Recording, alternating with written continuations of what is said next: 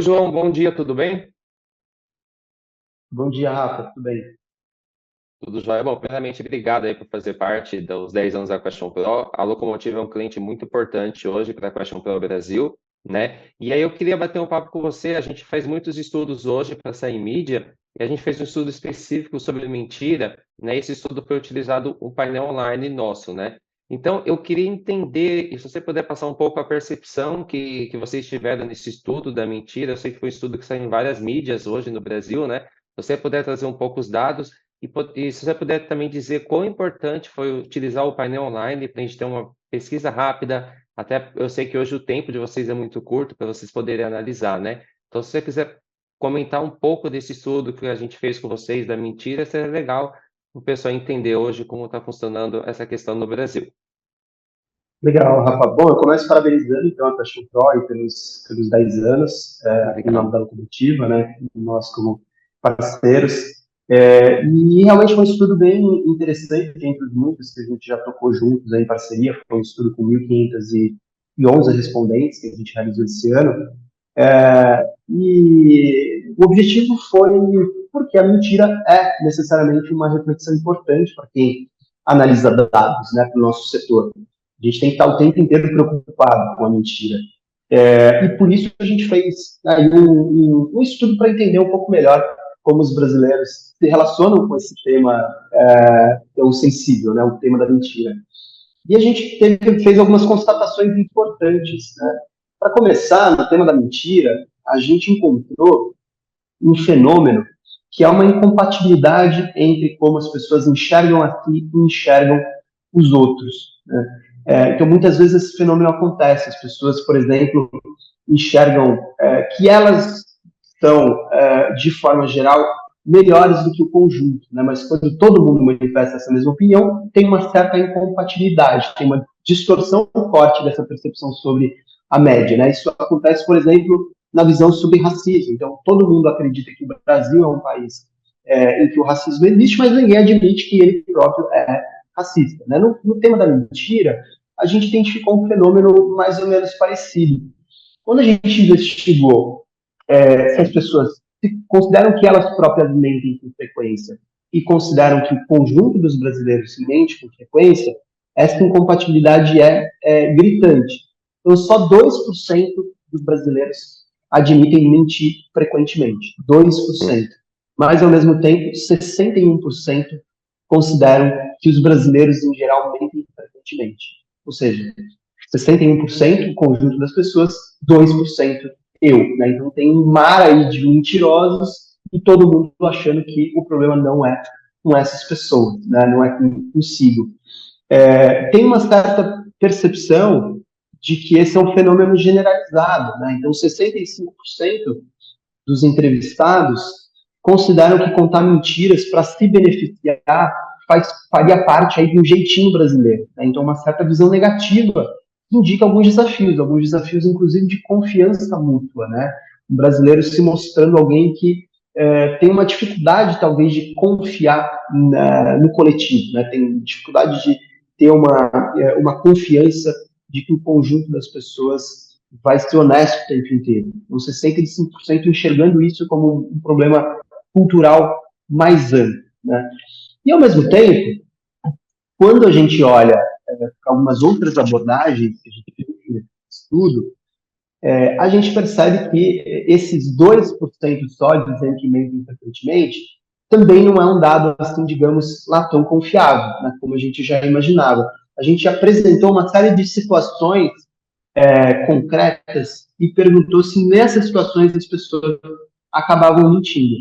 Como, por exemplo, para não magoar alguém, para se livrar de um problema, para conseguir descontos, ingressos de produtos, ou mesmo para defender um político em que você acredita. Né? Quando a gente apresentou essas situações concretas, o resultado foi bem diferente. 81% dos entrevistados disseram que mentem nessas situações.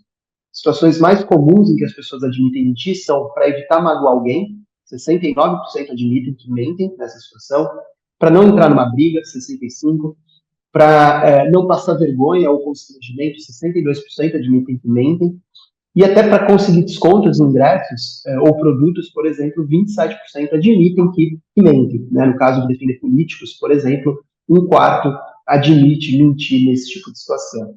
Ou seja, já nesse caso, né, já que a gente consegue ver um pouco desses conflitos, né, entre uma resposta mais imediata, em que a pessoa é mais autocondescendente, versus uma resposta mais aprofundada, em que a gente vai provocando de diferentes formas, né, para conseguir compor um cenário mais completo.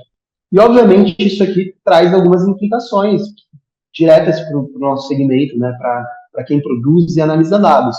Muitas dessas fontes de mentira que as pessoas admitem podem impactar muitas vezes uma reflexão que você está fazendo para descobrir um comportamento ou um estudo que você está fazendo. Muitas vezes as pessoas que aqui admitem, né, 72%, que mentem para não passar vergonha, para evitar um constrangimento, muitas vezes em situações de pesquisa, se a gente não for cuidadoso, a gente coloca a pessoa numa situação de constrangimento, muitas vezes fazendo uma pergunta que ela não tem condição de responder, ou então não deixando claro, né, que a gente não quer uma resposta positiva sobre uma determinada marca, necessariamente. Então, se um estudo não é muito bem planejado, não é muito bem feito, a gente pode acabar incentivando as pessoas nesses comportamentos que levam a respostas que não são verdadeiras. Né? Então, acho que o estudo, além de trazer curiosidade, também traz uma reflexão importante sobre como a gente pode criar incentivos adequados para que as pessoas também possam compartilhar opiniões de uma forma mais verdadeira. Existem dois dados importantes, né? Então, 2% das pessoas que assumem que mentem e muitas pessoas não assumem, mas ao mesmo tempo, ela respondendo mais para frente, ela assumiu que mentiu. Então, ela mentiu na resposta dela também. Então, você consegue pegar aí Exatamente. essa discrepância, né? Mas, assim, eu queria entender, até para a gente passar para os nossos clientes que vão estar assistindo o vídeo, desse estudo que vocês fizeram, e é muito importante que você falou em questão de dependendo do tipo de pergunta que a gente vai fazer, exemplo, classe social, quantos carros você tem? Às vezes a pessoa tem um, para ela não ficar por debaixo, ela vai colocar que tem dois.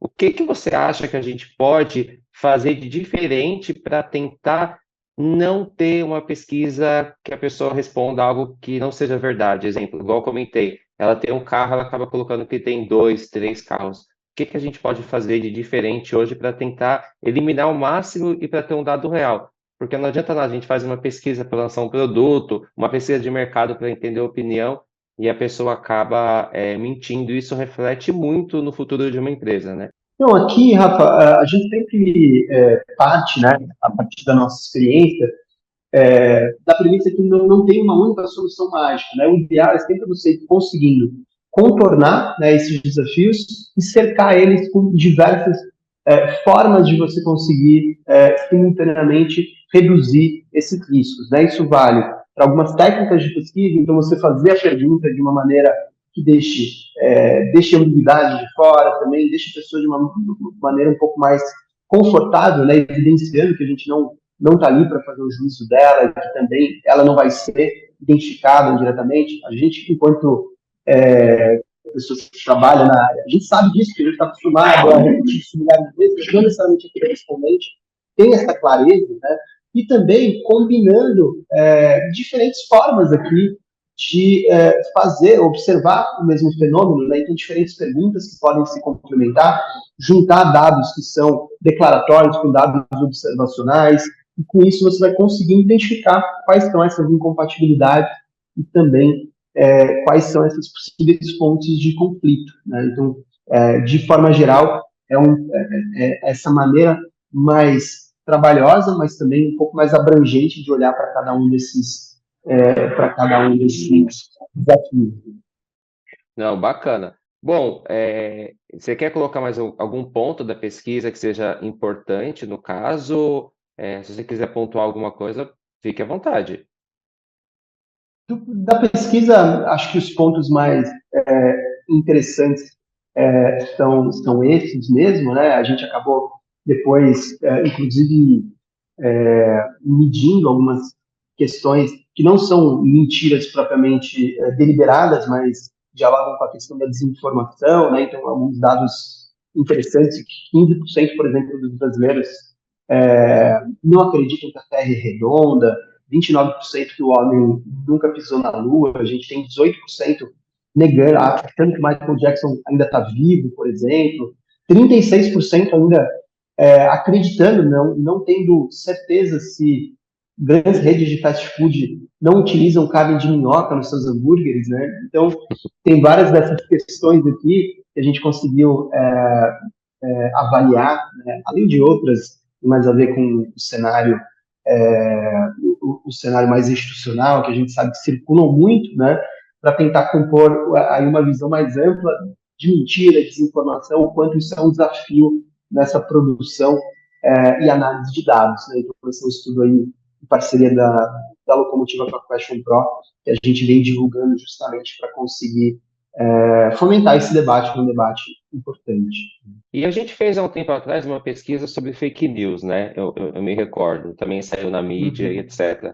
É, pegando um gancho um pouco da mentira e a fake news, você acha que as pessoas acabam acreditando numa mentira através de uma fake news, linkando esse estudo que a gente fez com o estudo da mentira? Então, ela acaba influenciando a opinião dela. Ela viu lá na internet que a Terra não é redonda. Então, ela viu a verdade dela absoluta porque ela viu um vídeo, ela tem uma prova. Você conseguiu pegar esses dados nesse estudo? O que a gente viu, Rafael, que tem uma diferença de alguns segmentos, de alguns perfis, que é muito importante que a gente tenha clareza sobre essa existência, né, de diferentes perfis, inclusive para pensar em políticas públicas e em iniciativas, né, do setor privado, enfim, de todas as agências para conseguir minimizar esse problema. A gente tem, de fato, ali um pequeno núcleo que deliberadamente sabe que algumas informações não são verdadeiras, mas acredita que se o fim é um fim, né, que ele considera virtuoso, né, esse meio, ou seja, divulgar informações que sabidamente são inverídicas, vale a pena, né? Então os fins justificam os meios. Nesse estudo a gente teve aqui dependendo do tipo de mentira, mas a gente teve entre um quinto e um quarto que declara que deliberadamente mente para defender um político que ele acha que merece ser eleito. Então existe essa parcela, tá? E que acha que vale a pena. Eu vou mandar uma mensagem que vai comprometer, por exemplo, um político que eu sou, que é meu adversário, mesmo sabendo que ela é falsa, porque eu acho que os fins justificam os meios.